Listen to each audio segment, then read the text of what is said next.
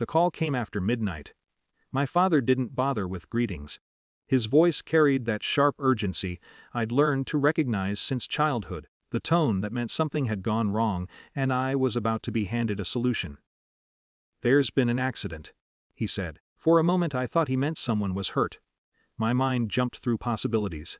Hospital corridors, emergency rooms, but he didn't sound frightened. He sounded organized. "Your brother crashed the car." I sat up slowly in bed, letting the words settle. Outside my apartment window the street was quiet, the city reduced to the low hum of distant traffic. "Is he okay?" I asked. "He's fine." A pause. Then the real reason for the call arrived. "You'll tell the police you were driving." It took a second for the sentence to make sense. I waited for the part where he clarified it was temporary, or hypothetical, or some kind of misunderstanding. But he continued, already explaining the logic. "You say you borrowed the car. Lost control, simple mistake. Happens all the time." His voice carried the confidence of someone who had already solved the problem in his head. In the background I heard my mother speaking to someone. Probably my brother. I pictured him sitting somewhere nearby, quiet while they arranged the repair of his future. "You want me to lie to the police," I said. My father sighed, the way people do when someone insists on stating the obvious. "You're making it sound dramatic." Another voice entered the call. My mother. "You have what?" she said, almost thoughtfully. "A degree in English literature." I could hear the faint clink of a glass in her hand. "You're replaceable," she continued. "Your brother isn't." The words didn't come out angry.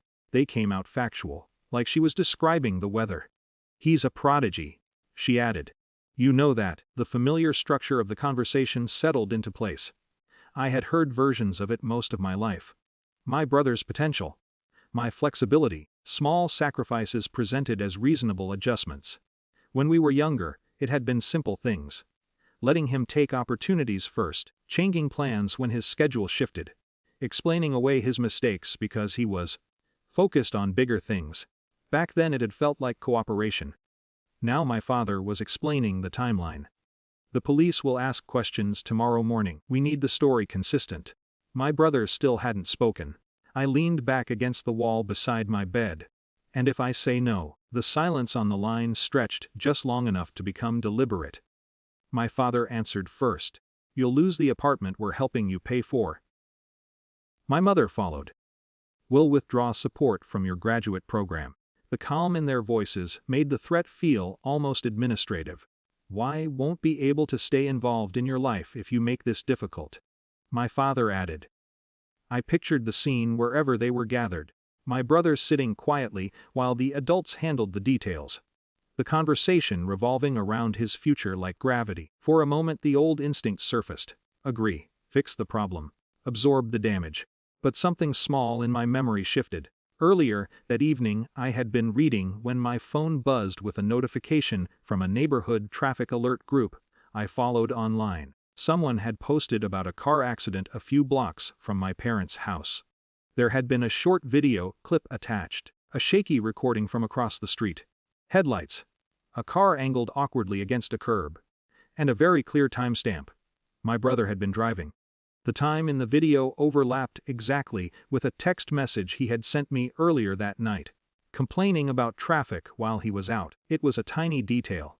But once you noticed it, the entire story my parents were constructing began to look fragile. "You understand what we're asking?" my father said. "Yes," I said quietly. Another pause. My answer didn't come immediately. It didn't feel dramatic or brave. It felt like stepping away from something that had been slowly closing around me for years. "I won't do it." The air on the line changed. My mother spoke first. "You're being selfish?" I didn't argue. My father's voice grew colder. "If you refuse, don't expect us to protect you from the consequences." I thought about the video timestamp. The neighbors who had gathered around the crash, the street camera mounted at the corner store that had probably captured the entire thing. "They're already investigating," I said. Silence. "What do you mean?" my father asked. "Traffic cameras," I said simply. "Witnesses." The confidence drained slightly from his voice. "You're assuming a lot." Maybe I was. Or maybe they had been assuming more. The next morning the police called. The officer's tone was calm, procedural. He explained they were confirming details from the accident and asked if I had been anywhere near the vehicle that night. "No," I said. He thanked me and moved on to the next question. No accusations. No dramatic confrontation. Just facts being recorded in a quiet office somewhere. Later that afternoon my father called again. His voice sounded different now. Less certain. "They've spoken to witnesses," he said carefully. I didn't answer. "They're reviewing footage from nearby businesses." Another silence. For the first time in my life, I could hear him adjusting his expectations in real time. My brother eventually spoke during that call. Only a few words. "I'll handle it." The conversation ended soon after. The days that followed were strangely quiet. My parents didn't call again for a while. Messages became short, practical. The crash turned out to be minor. A damaged curb, a dented car, paperwork. My brother faced the consequences himself. No one mentioned the plan they had asked me to carry out. But something between us had shifted permanently. Weeks later I sat in my apartment with the same quiet city outside my window. The threats they had made were still technically possible. Financial support could disappear. Invitations could stop coming. Maybe they would. But for the first time, the shape of my life felt like something I had chosen instead of something I had been assigned. And the tiny detail they had forgotten, the piece of evidence that made their plan impossible, wasn't really the reason everything changed. The real detail they overlooked was simpler. They assumed I would always say yes.